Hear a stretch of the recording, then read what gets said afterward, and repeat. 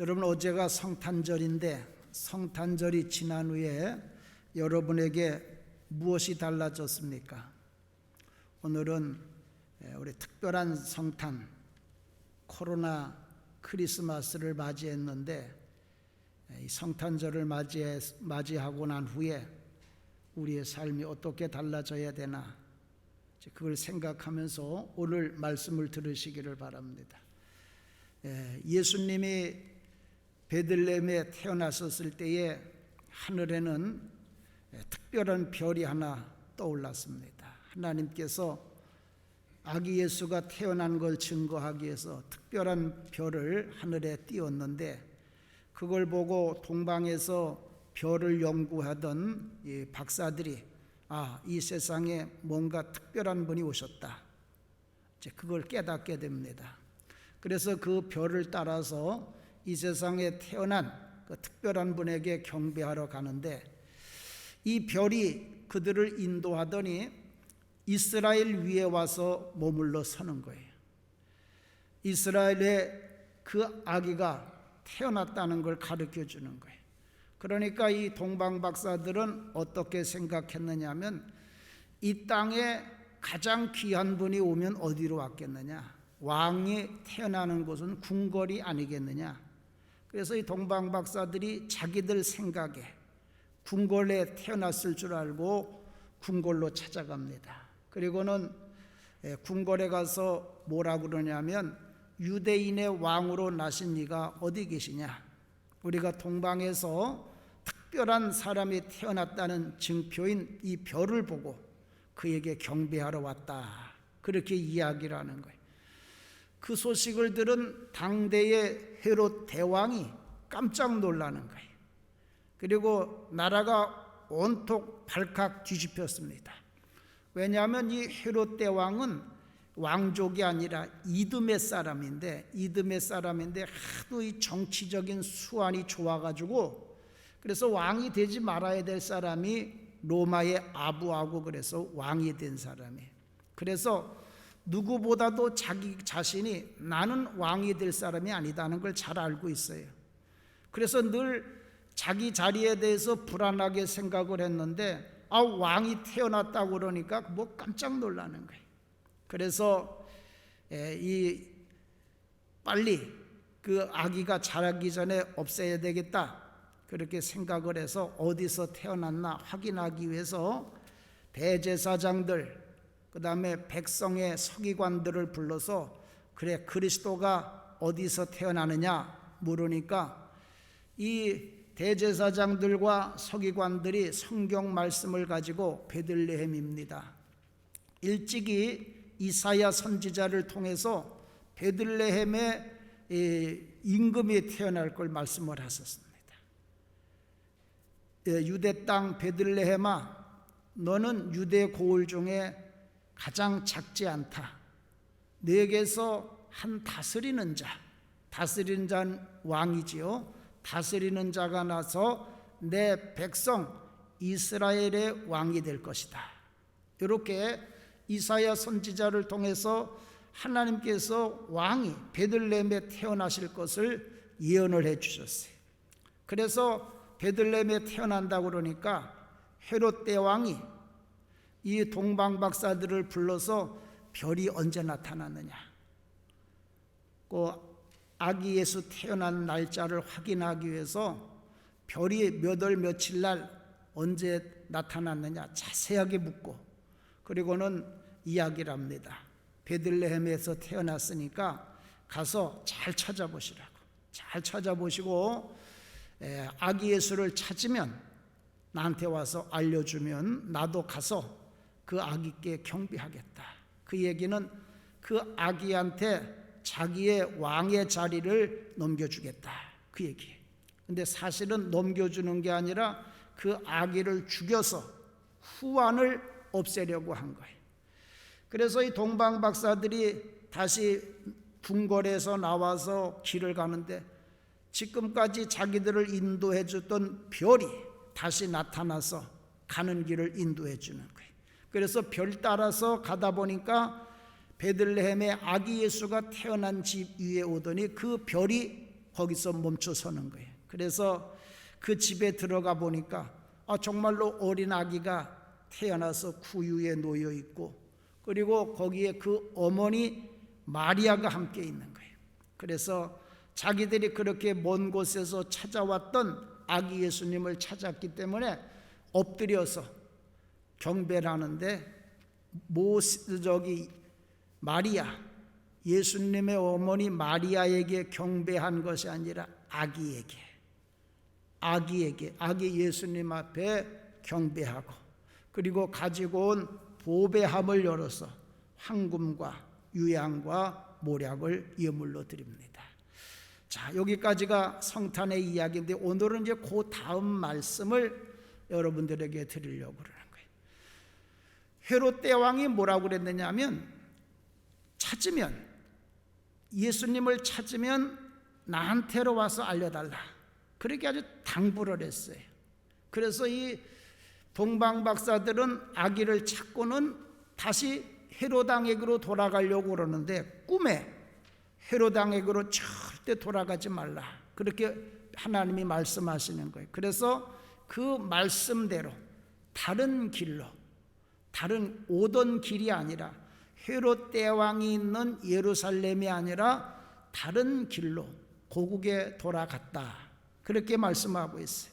그래서 오늘은 이 동방박사들이 베들레헴 말구에 나신 아기 예수님을 뵙고는, 그리고는 하나님의 말씀에 따라 다른 길로 고국에 돌아갔다, 다른 길로 갔다 하는 이 말씀이 오늘날 우리에게 주시는 메시지가 뭔가, 이제 그거를 여러분들에게 오늘 말씀을 드리려고 해요. 자, 첫 번째는 뭐냐? 첫 번째로는 예수님을 찾아온 길이 잘못되었다는 거예요. 이 동방박사들이 베들레헴에 가서 아기 예수를 만나고 난 후에는 다른 길로 고국에 돌아갔다는 것은 아기 예수님을 찾아올 때 길이 잘못되었다는 거예요. 그렇기 때문에 다른 길로 돌아갔다는 거예요. 이 동방박사들은 하늘에 별이 나타난 걸 보고, 특별한 별이 나타난 걸 보고 아기 예수님이 이 땅에 태어난 것을 깨달았어요. 요거는 굉장한 지혜입니다. 당대에 이 지구상에 수많은 사람들이 있었지만, 그 중에 하나님께서 하늘의 징조로 보여주신 별을 보고 아기 예수가 태어났다는 걸 깨달은 건 굉장한 지혜예요. 오늘날도 이 코로나 바이러스에 우리가 코로나 크리스마스를 맞이하면서 다시 한번 예수 그리스도를 생각해 보는 것, 다시 한번 이 성탄을 생각해 보는 것, 그건 굉장히 지혜로운 일입니다. 자, 그래서 이제 이들이 그 별을 보고 찾아오기는 찾아오는데,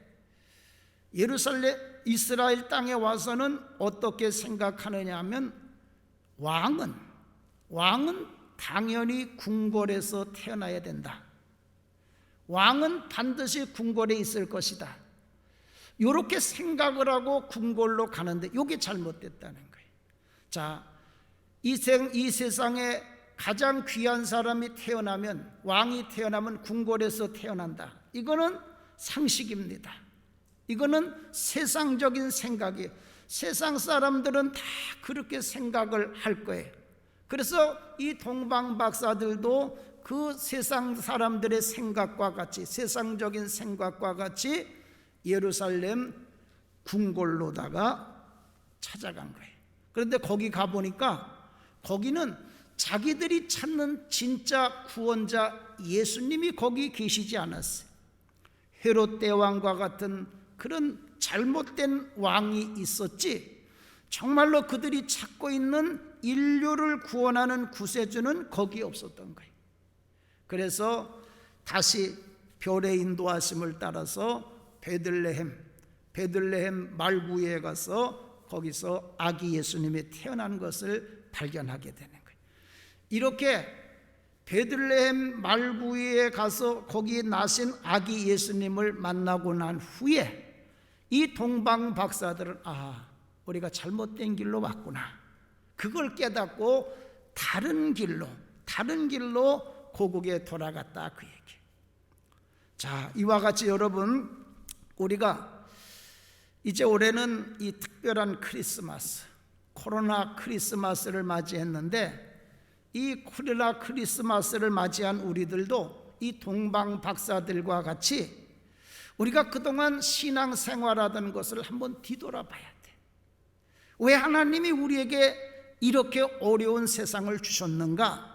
그걸 생각하면서 우리가 그동안 생각했던 예수님, 우리가 그동안 생각했던 성탄절이 동방박사들이 생각했던 것과 같이 그렇게 궁궐에서 태어나는 것으로 생각하진 않았는지, 우리에게 참 행복을 가져다 주고 참 기쁨을 가져다 주는 것이 하나님의 말씀대로 사는 것이라고 생각하지 않고 세상 사람들과 똑같이 돈이 우리에게 행복을 가져다 주고 높은 그런 지위가 우리에게 행복을 가져다 준다고 생각하지는 않았는지, 우리의 신앙생활을 다시 한번 돌아봐야 된다.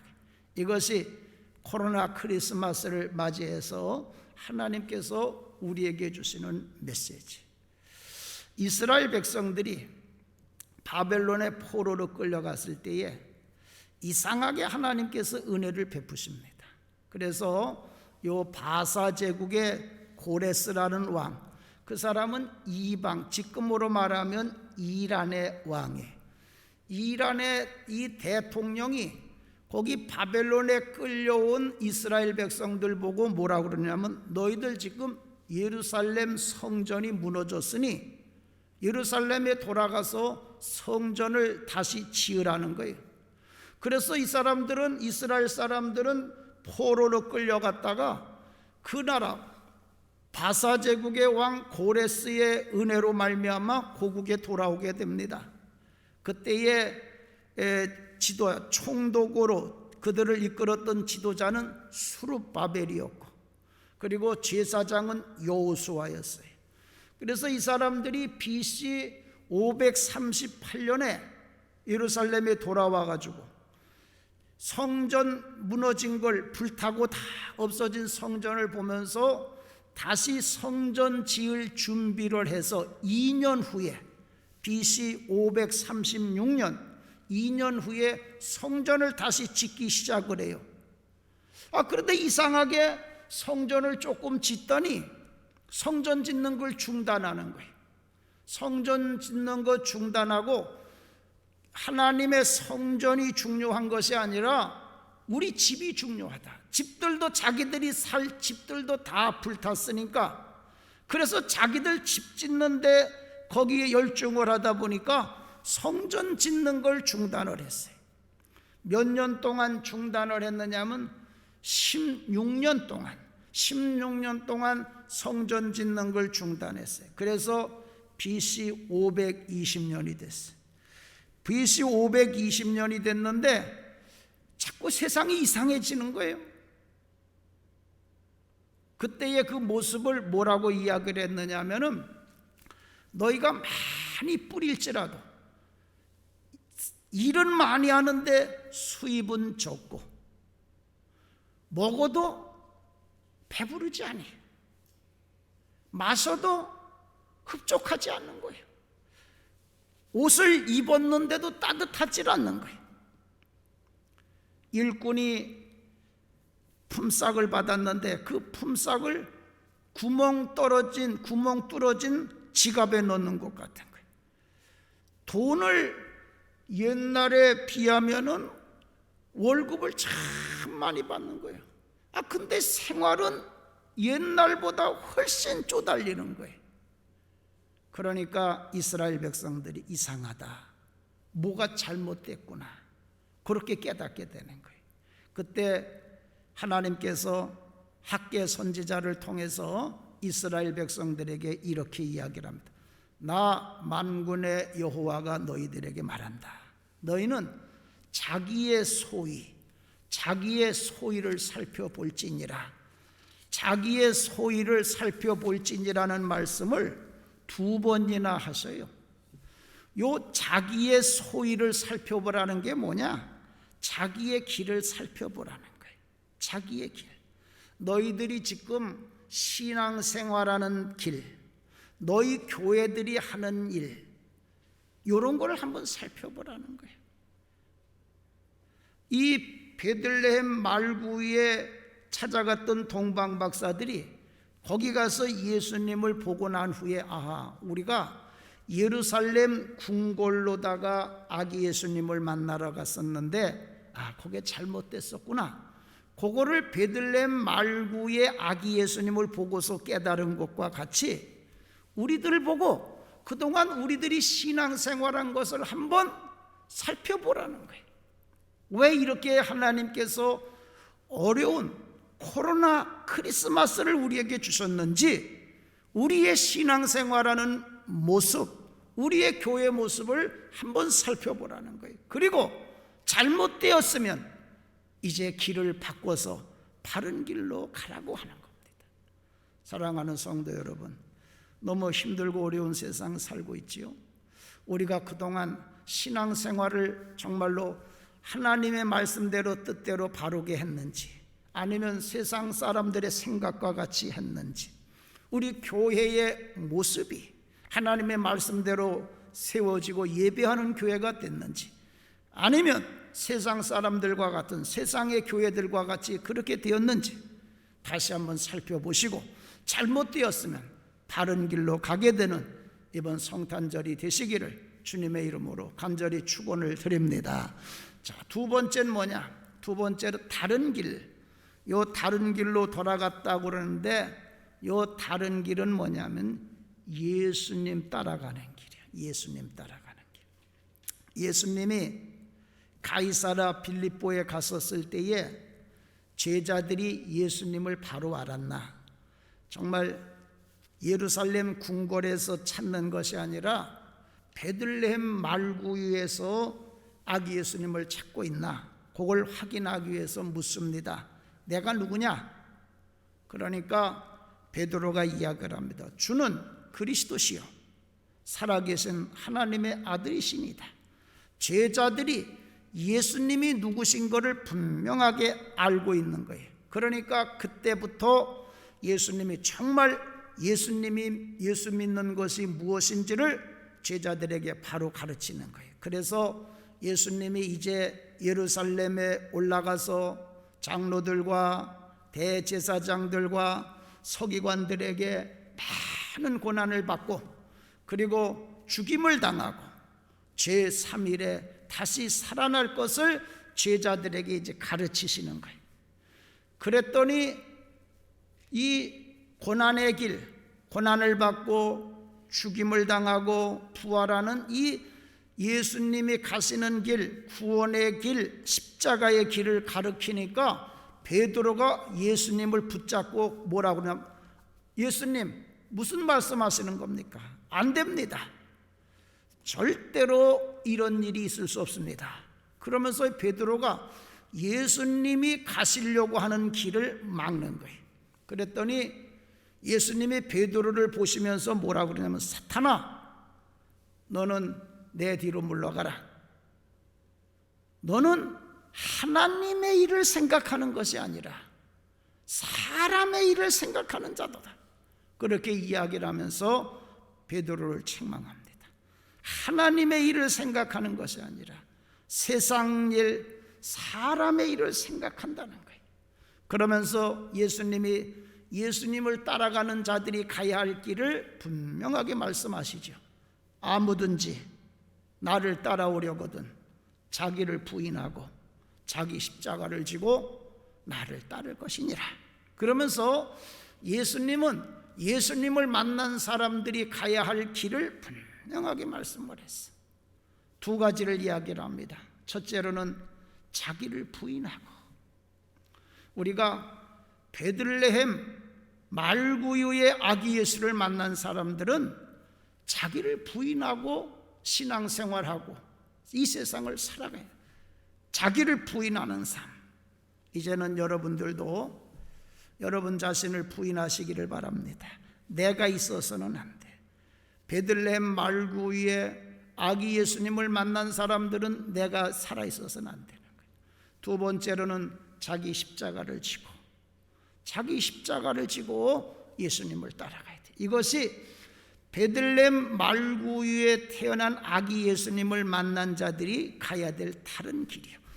예수님을 만나러 올 때까지는 어떻게 왔다고 하더라도 예수님을 만나고 난 후에는 이제 이렇게 다른 길로 가야 되는데, 이 길이 무슨 길이냐?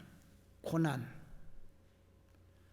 죽음당함, 부활, 이것이 바로 예수님이 가신 길이고, 예수님을 믿는 자들, 예수님을 따라오려고 하는 자들에게 따라오라고 하신 말씀이에요.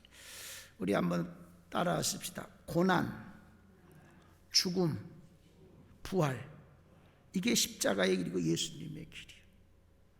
우리는 이와 같이 예수님을 만났으면 이제 내 자신을 부인하고 주님이 우리에게 맡겨주신 십자가가 있어. 여러분들에게 맡겨주신 십자가가 다 있어. 이제 그 십자가를 그동안은 다 벗어버렸어. 무겁고 힘들다고. 그런데 이제 베들레헴 말구에 오신 아기 예수님을 보시면서 그 십자가를 다시 짊어지시고 주님 따라가시기를 주님의 이름으로 축원을 드립니다. 저 중국의 난징이라고 하는 곳에 지금으로 말하면 아마 이 성주쯤 되나 봐. 그 지역의 도지사의 딸로 태어난 사람이 크리스티아니아 최소연, 중국 이름으로는 최소연이라는 한자 최소연인데, 그런 굉장히 부유한 집에서 태어난 거예요. 그래가지고 성격이 굉장히 까칠하고 도도하고 하여튼 자존심이 굉장히 강한 그런 애였어요. 그리고 모든 걸, 인생을 굉장히 심각하게 생각을 하니까 여승이 되려고 그래요. 절간에 들어가서 스님 여승이 되려고 그랬어요.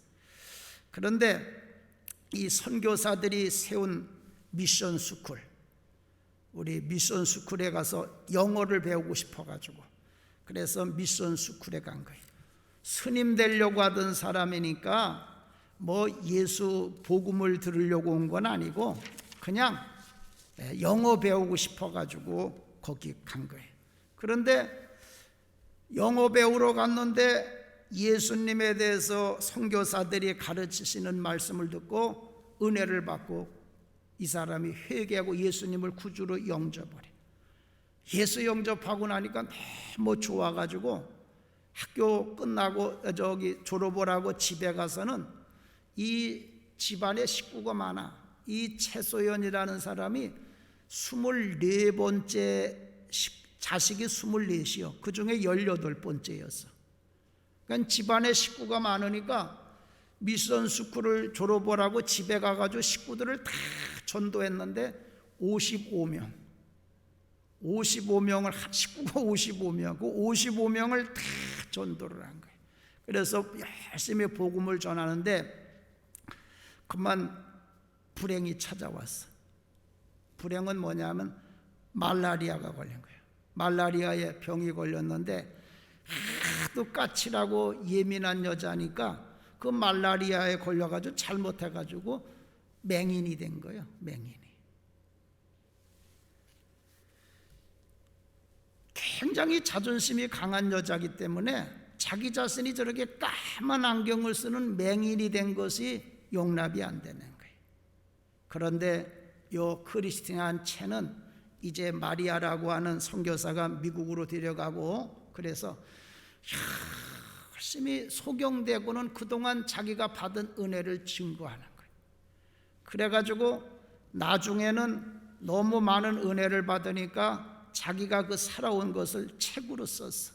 그 책이 뭐냐면 어둠의 밤의 여왕이라 그런 책을 썼어. 그래서 자기가 예수 믿고 또 선교사가 되고 일본 사람들에게 쫓기면서 고생하고 맹인으로서 어렵게 살았던 그런 걸 책을 저 책이 하도 은혜가 돼가지고 30개 국에 30개 나라 말로 다 번역을 되고 그랬어요.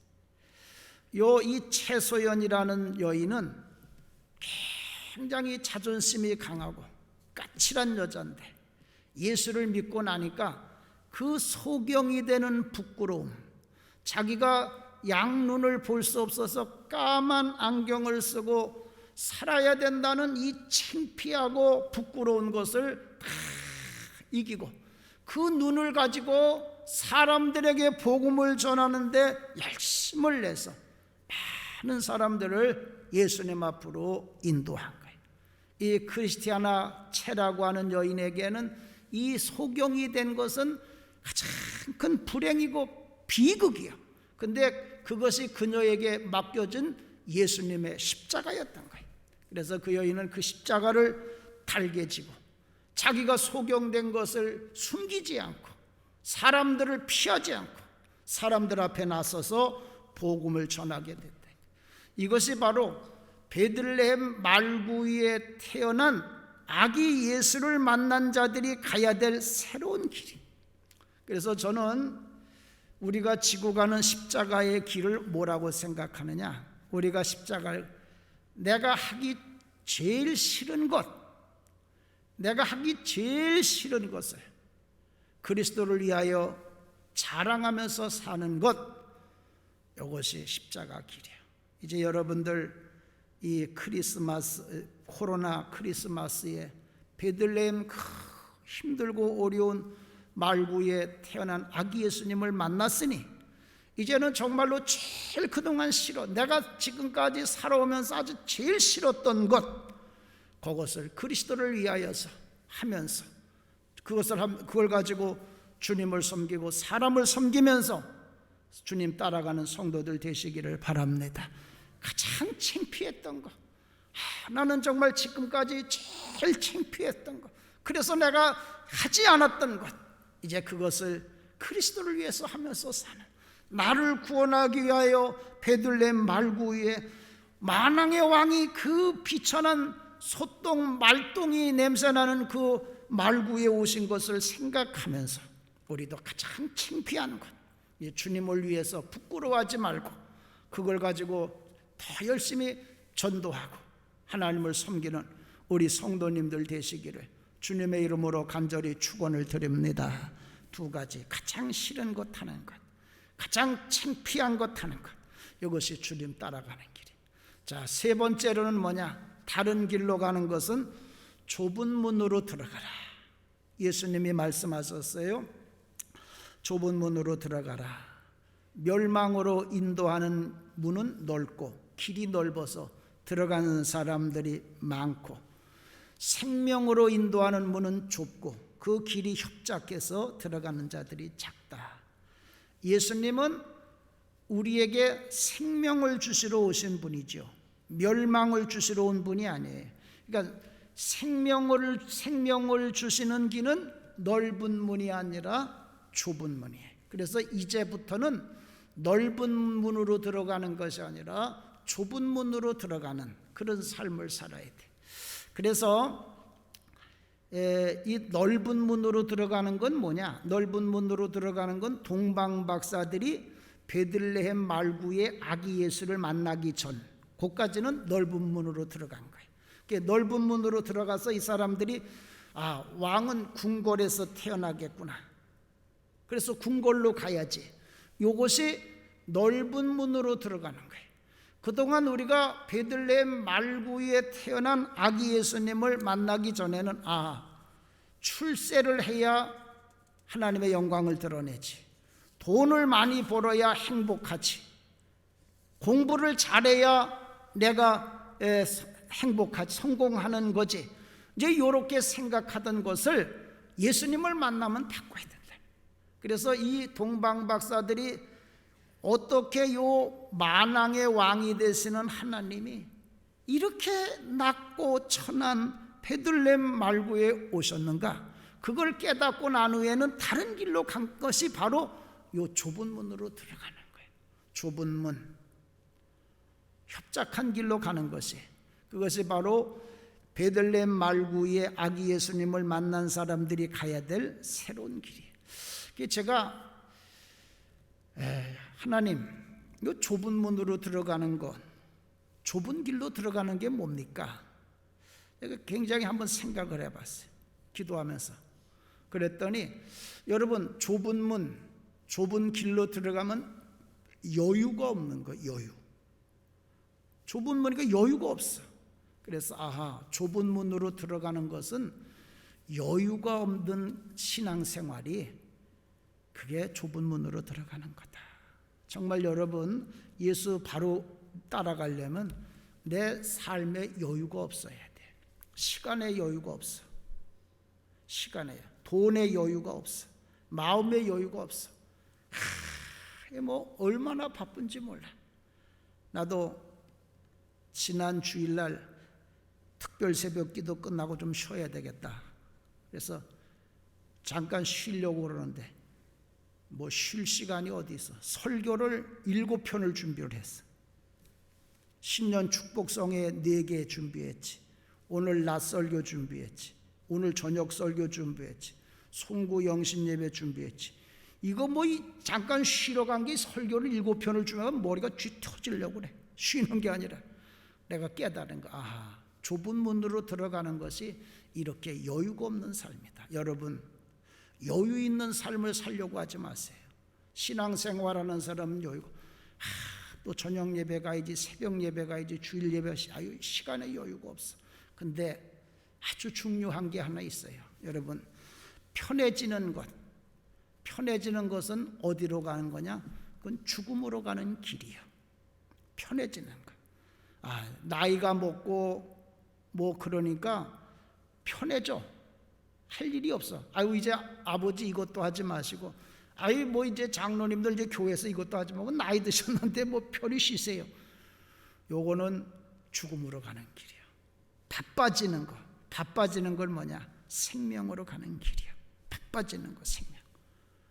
내년도에는 더 바쁘게 신앙생활 하시는, 코로나 바이러스에 베들레헴 성전에 아기 예수 만난 우리 성도님들 되시길 주님의 이름으로 간절히 축원을 드립니다. 바쁘게 신앙. 목사님 참 좋아요. 코로나 주일날 교회 안 가도 되고 속회 안 드려도 되고 너무 편해. 이건 죽음으로 가는 길이에요. 더 바빠야 돼. 더 바빠지십시다. 할렐루야. 우리 옆에 분하고 인사하십시다. 바쁘게 신앙생활 합시다. 바쁘게 삽시다. 그럼 다 살 거예요. 네 번째는 다른 길은 주의 길을 예비하는 길. 주의 길을 예비하는, 다른 길이라는 것은 주의 길을 예비하는 거예요. 예수님이 공생애를 시작하기 전에 세례 요한이 저 유대 광야에 나아가서 전파합니다. 회개하라, 천국이 가까웠다. 그러면 이 세례 요한은 왜 그런 일을 했느냐? 그게 이사야 선지자를 통해서 하나님이 예언하셨어요. 뭐라고 그랬느냐 하면 광야에 외치는 자의 소리가 있다. 이게 세례 요한을 이야기하는 거예요. 그러면 세례 요한이 왜 유다 광야에 가서 외쳤느냐? 그것은 주의 길을 예비하라. 주의 길을 예비하라. 그의 첩경을 평탄케 하라. 이것이 세례 요한이 유대 광야에 가서 복음을 전파한 이유라는 거예요. 예수님 오시는 길을 예비하는 거예요. 예수님이 오시면 이 이스라엘 백성들로 하여금 예수님을 영접하게 하려고 미리 회개시키는 거예요. 회개하고 예수님 영접해야지요. 깨끗하게 씻고서 우리 신랑을 맞이해야지요. 땀내 나고 더러운 몸을 가지고 신랑을 맞이할 수는 없잖아요. 그래서 세례 요한이 예수님 오시는 것을 영접하게 하려고, 준비하게 하려고 회개의 복음을 전했다는 거예요. 이것이 바로 이사야 선지자가 말씀하신 세례 요한의 삶, 주의 길을 예비하라. 우리도 이제는 이 베들레헴 말구에 태어난 아기 예수님을 만났으면 이제는 우리도 주의 길을 예비하는 길을 가야 돼. 주의 길을 예비하는 길. 자, 주의 길을 예비하는 길은 뭐냐? 주의 길을 예비하는 것은 다른 사람들로 하고 다른 사람들을 예수님 앞으로 인도하기 위해서 본을 보이는 삶. 본을 보인다는 건 우리가 본을 보이라고 그러니까 뭐 굉장히 대단한 것 같은데, 요 본을 보인다는 건 뭐냐면 사람들이 나를 보고 예수님 앞으로 나오도록 그렇게 살라고 해요. 그것이 바로 주님의 길을 예비하는 거예요. 주의 길을 예비하는 것은 사람들이 날 보고 저 사람과 같이 해야지, 그리고 나를 따라서 예수님 앞으로 나오도록 하는 것, 이것이 주의 길을 예비하는 거예요. 우리 옛날에 남궁옥 선생님이라는 분이 있었어요. 이 남궁옥 선생님은 서울 분인데 나중에 몸이 나빠져서 아마 이 폐병에 걸리고 그래서 저 홍천에 가 살아요. 홍천에 모곡이라는 데 가서 사는데 워낙 훌륭하신 분이니까 1931년 2월 달에 지금 연세대학교에 연희전문학교 졸업식 날 축사를 부탁을 해서 축사를 하는 거예요. 이 연세대학교 졸업생들에게 뭔 얘기를 하냐면, 거기에 가면 그 홍천 그 널미째라는 고개가 있어요. 널미째 고개가 있는데 눈 오는 날 거기를 넘어갔던 이야기라는 거예요. 눈이 많이 온 날 고개를 넘어가는데 어디가 어딘지 분간이 안 돼. 근데 보니까 누가 앞에 지나간 사람이 있어. 이게 길인가 보다. 그리고 그 발자국을 따라갔다는 거예요. 가보니까 그게 잘못된 길로 가는 길이요. 잘못된 길. 이 사람이 앞에 간 사람이 잘못된 길로 간 거예요. 그래가지고 이 남궁옥 선생님이 잘못된 눈 속에 고생을 한 거예요. 그래가지고 내 뒤에 따라오는 사람들도 다 내 발자국을 따라서 일로 올 텐데, 그러면 길을 잘못 들었을 텐데 안 되지. 그래서 그 자기 발자국을 다 지우면서 다시 돌아왔다는 거예요. 그리고 바른 길로다가 발자국을 내놓았다는 거예요. 그 이야기를 하면서 남궁옥 선생님, 여러분들은 이 세상에 앞서가는 자들인데 여러분들이 바로 가야만 뒤에 오는 사람들이 바른 길로 따라옵니다. 그러니 세상에 바른 길을 가는 모범을 보이시기를 바랍니다. 그 졸업 축사를, 유명한 축사로 지금까지 남아있는 이야기입니다. 자, 여러분, 우리가 이 본을 보인다는 삶이 뭐냐? 바로 이와 같이 다른 사람들을 나를 보고 예수님 앞으로 오도록 사는 삶, 그것이 바로 주님의 길을 예비하는 길이요, 바른 길로 가는 거예요.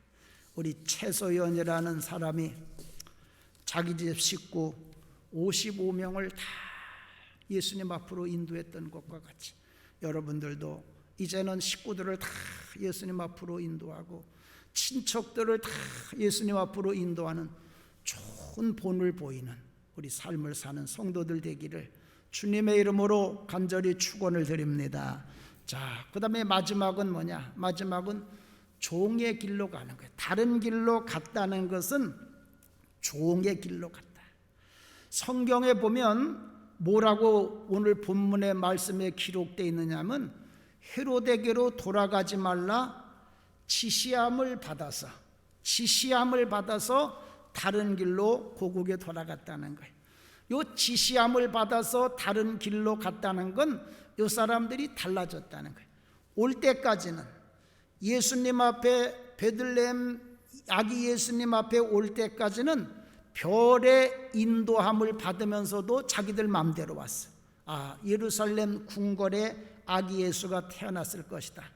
그러면서 별의 인도함을 받으면서도 자기들이 주인이요. 그래서 자기들 멋대로 그렇게 왔어요. 그런데 베들레헴 말구유의 아기 예수님을 만난 해부터는 지시함을 받아서 길을 가는 자들로 바뀐 거예요. 지시함을 받아서 길을 간다는 게 뭐예요? 종의 삶을 이야기하는 거죠. 주인의 삶이 아니라 종의 삶을 살게 됐다.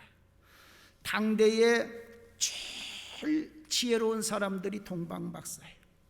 당대에 제일 지혜로운 사람들이 동방박사들인데, 이렇게 제일 지혜로운 사람들이 가장 볼품없는 베들레헴 말구유에 태어난 아기 예수님의 말씀에 순종하고 다른 길로 갔다고 해요.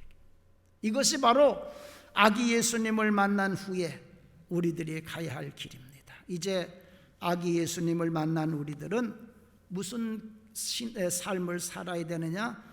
주인의 삶에서 내가 주인 되었던 내 삶을 내려놓고 이제는 주님을 내 삶의 주인으로 모시고 나는 종의 길을 가는 것이, 그것이 바로 성탄절날 베들레헴 말구의 아기 예수님을 만난 사람들의 삶의 모습입니다. 사랑하는 성도 여러분, 이제 코로나 크리스마스에 베들레헴 말구에 태어나신 아기 예수님을 우리가 만났으니 이제는 내 멋대로 살던 삶을 다 버리고 주님을 따라가는 종의 삶을 사시기를 주님의 이름으로 간절히 축원을 드립니다. 하나님 아버지, 감사합니다. 이 코로나 크리스마스를 맞이하여 베들레헴 말구에 우리를 구원하러 오신 아기 예수님을 우리가 만나게 하시니 감사를 드립니다. 이제 이 베들레헴 말구에 오신 아기 예수님을 만났으니 우리의 삶이, 우리의 신앙생활이 달라지게 하여 주시옵소서. 나의 가는 길이 달라지고 나의 하는 일이 달라지고 내 삶의 자세가 달라지게 하여 주시옵소서.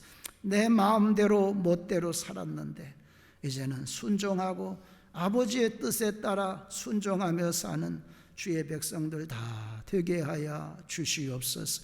이 길이 좁은 길로 들어가는 생명으로 가는 길임을 우리가 믿고 주님 따라가는 우리 성도님들 다 되게 하여 주시옵소서. 예수님의 이름으로 기도하옵나이다. 아멘.